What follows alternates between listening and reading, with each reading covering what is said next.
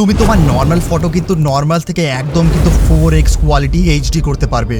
হ্যাঁ, আমি কিন্তু কথা রেমিনির বলছি না, আমি কথা বলছি একটা এমন সফটওয়্যারের ব্যাপারে যেখান থেকে তোমার নর্মাল লো কোয়ালিটি ফটো একদম কিন্তু 4K কোয়ালিটিতে আপলোড করতে পারবে, মানে এনহান্স করতে পারবে।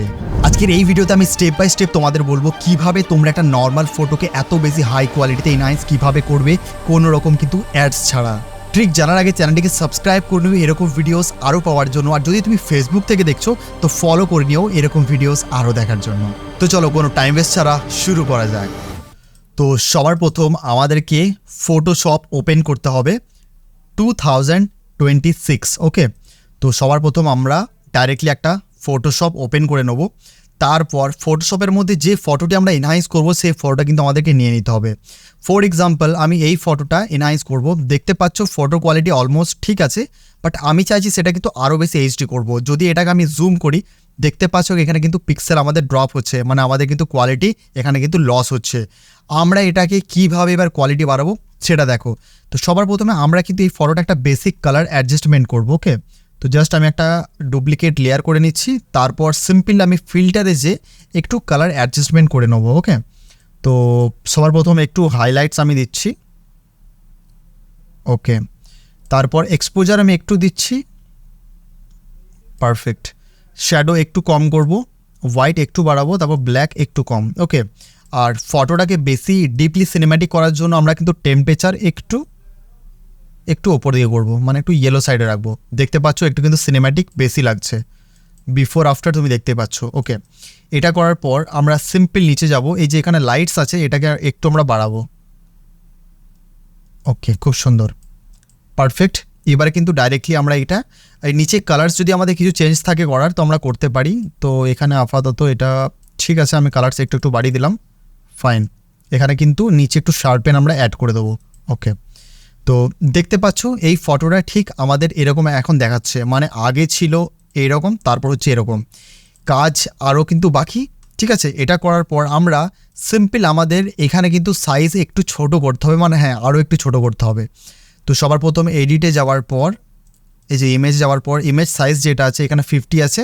তো যদি তোমাদের রেজুলেশন 100-এর ওপরে থাকে তাহলে কিন্তু এটা কাজ করবে না, তোমাদের 100 থেকে নিচে করতে হবে, ঠিক আছে। তো আমি এখানে 50 আছে, ওকে করলাম। তারপর এখানে তুমি দেখতে পাবে ইমেজের মধ্যে গেলে আমরা কিন্তু জেনারেটিভ আপস্কেল আমরা কিন্তু ফটোশপের মধ্যেই পেয়ে যাচ্ছি, যেটা কিন্তু অনেকেই জানে না। তো যাই হোক, সিম্পল আমরা জেনারেটিভ আপস্কেলে ক্লিক করব।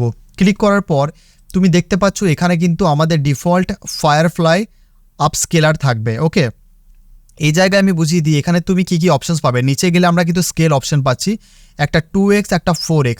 তুমি নর্মালি এখান থেকেও কিন্তু করতে পারো, বাট বেস্ট সাজেশন তুমি যদি ফায়ারফ্লাই আপস্কেলারে ক্লিক করো তাহলে কিন্তু আমাদেরকে আরও কিন্তু দুটো অপশানস আমরা পেয়ে যাচ্ছি। সবার প্রথম হলো টোপাজ গিগাপিক্সেলস, তারপর আছে টোপাজ ব্লোম। ওকে, এবার তুমি যদি ভালোভাবে লক্ষ্য করো টোপাজ যদি গিগাপিক্সেলে তুমি ক্লিক করো তাহলে কিন্তু এখানে আমাদের প্রিসার্ভ এক্সাইটিং ডিটেলড, এখানে কিন্তু আমাদের যে ডিটেলড আছে তারা সেটা কিন্তু আরও বেশি ইনহান্স হবে, সেটা কিন্তু এখানে লেখা আছে।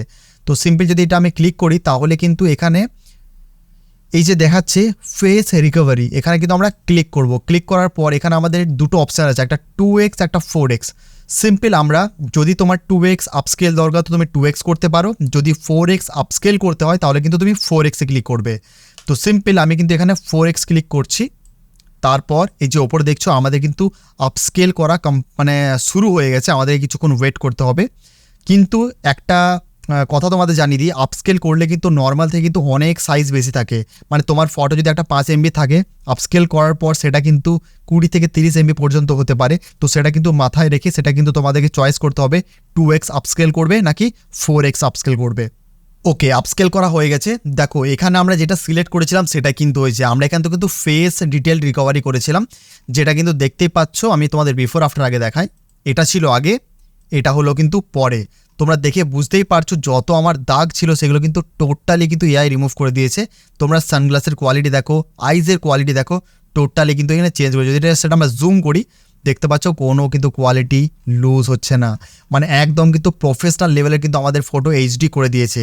এবার কোনো ক্ষেত্রে যদি তোমার দরকার ডিটেল দরকার তাহলে আমরা কি করব, তো এবার আমরা এই ফটোটা একটু হাই ডিটেল করব কিভাবে দেখো। সবার প্রথমে ইমেজে যাব, আপস্কেলে যাব, তারপর এখানে যে টোপাজ আছে এখানে আমরা কিন্তু এটা 4x করব, ফেস অফ করে দেবো, তারপর আমরা আপস্কেল করব।